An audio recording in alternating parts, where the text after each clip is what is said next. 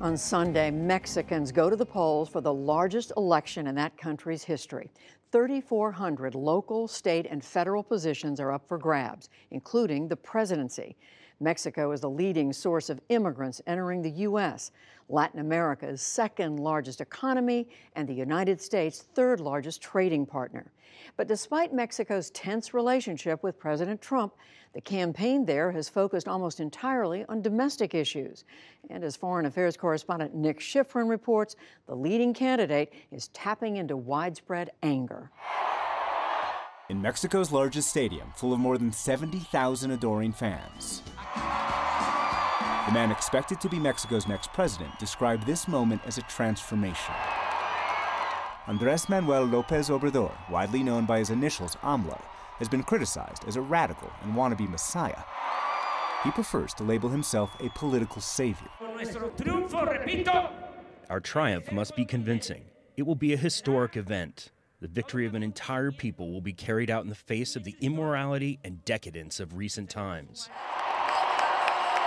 70-year-old Alicia Sepulveda has been rooting for AMLO for decades. In 2006, she protested on his behalf after the first time he ran and lost for president. She believes this time, the third time's the charm. He brings one thing that we have lost, which is hope. That's the same message from the top deck, and 28-year-old Lourdes with her daughters. Lourdes is a house cleaner and single mom, and believes only López Obrador would lift up her family. Groceries and economic support, lower rent, scholarships for my two daughters. That's what he's promised. That way we can get ahead. That's López Obrador's main message, overturning the system, reducing government spending, and redirecting money he says corruption stole to the poor. Our government will attend to all, but give preference to the poor. In a society as unequal as ours, it is almost impossible to achieve peace without justice and well-being. He's been a politician for decades. After his 2006 loss by less than 1%, he and hundreds of thousands of protesters occupied part of Mexico City and called for an alternative government. He lost again in 2012. But this election, he's not only mobbed by crowds in poorer and rural areas, he's expanded his popularity to cities and the middle class by zeroing in on government corruption. He inhabits and unleashes what has become a national rage at the establishment. We're going up against the mafia of power. They're sneaky. They don't want to stop robbing, and they don't want to lose. This is an election in which anger is more important than fear or inspiration. Denise Dresser is a Mexican author and political scientist. She says AMLO's popularity has nothing to do with Mexican anger at President Trump's policies. They're bringing crime. They're rapists. From his campaign announcement to criticisms on trade to his accusation Mexico helps refugees reach the U.S. border. They walk through Mexico like it's walking through Central Park. It's ridiculous. Instead, this moment is about Mexican anger at Mexican politicians. People are so upset with the ruling party, with corruption, with crony capitalism, with soaring inequality, with poverty, and with the economic model that has been in place in Mexico over the past 20 years, which has failed to deliver. To understand those failures, there's an area of Mexico City called Iztapalapa, where green hilltops lead to a dense, poor neighborhood of 2 million. Hola, where we met 42-year-old Blanca Estela Ceja. She lives here with her entire family, including her 15-year-old son. And for the last 3 years, nearly every time she turns on the tap, it's been dry. We have to buy water that is trucked in when there's a shortage in order to survive. On her roof, she stores the water she buys. This is not a product of poverty. It's punishment for not supporting the party in power. If she did, she says the local government would give her water cheaper. How unfair do you think this system is? To me, it's unfair because water is a basic necessity. Here, some politicians manipulate that. They've been here as part of the government and they haven't solved anything. Each day, the problems get worse. And AMLO has turned those problems into support. Who will you vote for? Por López Obrador. ¿Por qué? He understands our problems. He's come here, and when he's come, he's supported us a lot. We think he's more honest. That's because allegations of corruption dog the current government, led by politicians from the ruling PRI party. In Chihuahua, former Governor Cesar Duarte has been accused of embezzlement. In Tamaulipas, former Governor Eugenio Hernandez has been indicted for money laundering.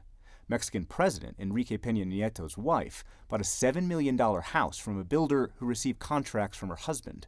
And in Veracruz, former Governor Javier Duarte is accused of skimming up to $3 billion of public money and replacing children's chemotherapy with water.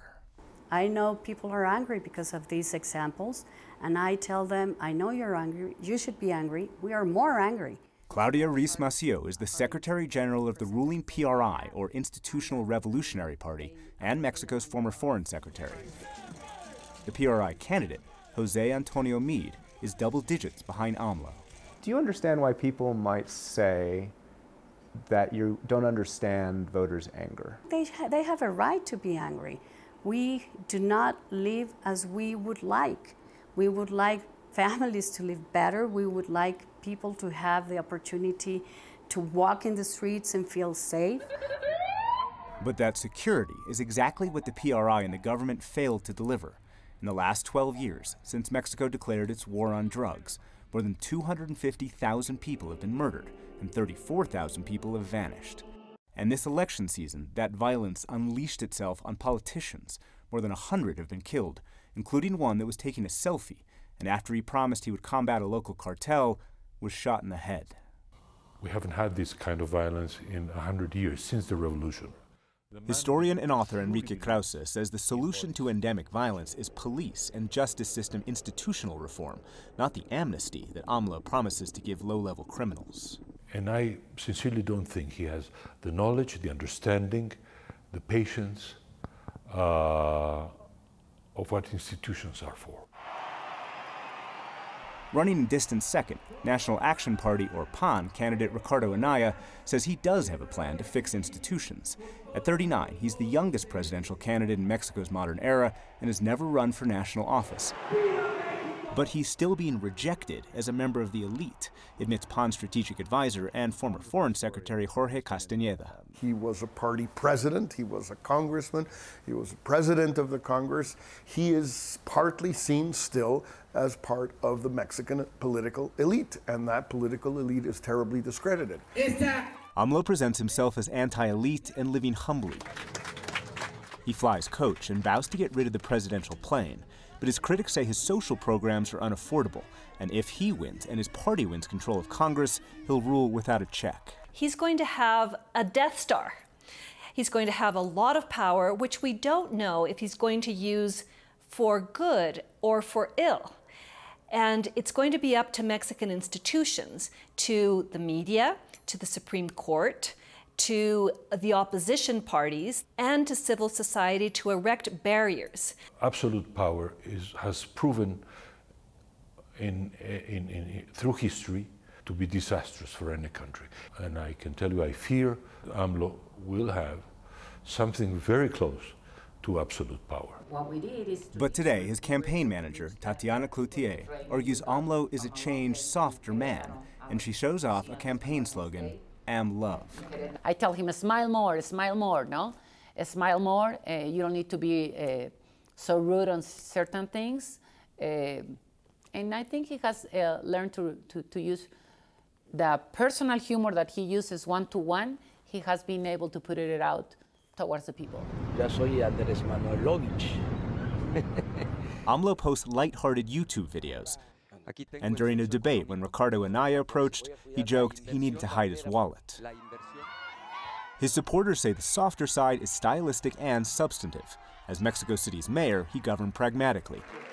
He promises dialogue with the U.S., but he and his campaign still describe themselves as launching a movement. I believe that it would be a situation similar to the one you live in the United States the moment that Barack Obama was elected, in the sense that people were able to open their ears and open their eyes to see the world differently. For almost a century, Mexico's only known two establishment parties. Until this Sunday, when AMLO promises a transformation and Mexico heads into the unknown. For the PBS NewsHour, I'm Nick Schifrin in Mexico City.